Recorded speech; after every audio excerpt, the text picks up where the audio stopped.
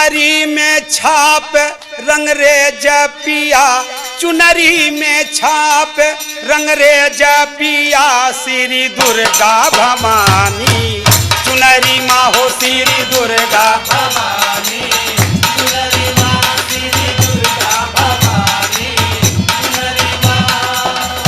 चुनरी में छाप रंग रे जपिया हो, चुनरी में छाप रंग रे जपिया, श्री दुर्गा भवानी चुनरी माँ हो श्री दुर्गा भवानी, चुनरी माँ।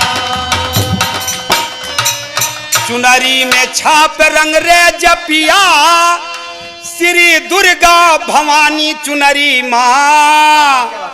और चुनरी में छाप गिरजा गणपति, चुनरी में छाप गिरजा गणपत शिव शंकर जी दानी, चुनरी माँ हो शिव शंकर जी दानी, चुनरी माँ हो शिव शंकर जी दानी, चुनरी माँ हो शिव शंकर जी दानी, चुनरी माँ शिव शंकर जी दानी, चुनरी माँ। चुनरी में छाप रंग रे जपिया, श्री दुर्गा भवानी चुनरी माँ हो श्री दुर्गा भवानी, चुनरी में छाप ब्रह्मा विष्णु लक्ष्मी और शारद, चुनरी माँ। चुनरी में ध्रुव प्रहलाद रहे, सप्त ऋषि और नारद, चुनरी माँ। चुनरी में 12 आदित्य रहे, 49 मरुतगण चुनरी माँ। और चुनरी में राधे कृष्ण रहे मीरा दीवानी, चुनरी माँ हो मीरा दीवानी, चुनरी माँ हो मीरा दीवानी, चुनरी माँ हो मीरा दीवानी। चुनरी में राधे कृष्ण रहे, चुनरी में राधे कृष्ण रहे मीरा दीवानी, चुनरी माँ हो मीरा दीवानी, चुनरी माँ हो मीरा दीवानी, चुनरी माँ। चुनरी में सूर्य चंद्र मंगल बुध गुरु शुक्र शनि, चुनरी माँ। चुनरी में राहु केतु रहे, पवन देव और अग्नि, चुनरी माँ।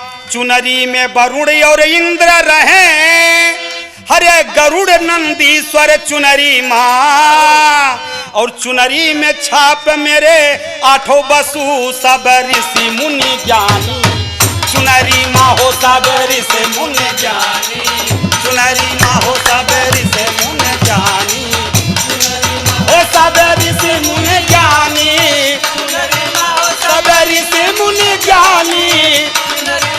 चुनरी में छाप रंग रे जपिया, श्री दुर्गा भवानी चुनरी माँ हो श्री दुर्गा भवानी, चुनरी माँ।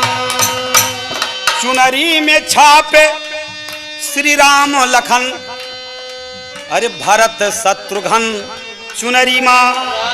चुनरी में छाप श्री राम लखन भरत शत्रुघ्न, चुनरी माँ। चुनरी में माता सीता रहे, हनुमान का दर्शन, चुनरी माँ। चुनरी में 4 वेद रहे और शेर सवारी, चुनरी माँ। अरे चुनरी में विष्णु लिखे चुदरी भर अखियों से पानी, चुनरी माँ हो भर अखियों से पानी, चुनरी माँ हो भर अखियों से पानी, चुनरी माँ हो भर भर अखियों से पानी, चुनरी भर अखियों से पानी, चुनरी। चुनरी में रे जपिया श्री दुर्गा जय।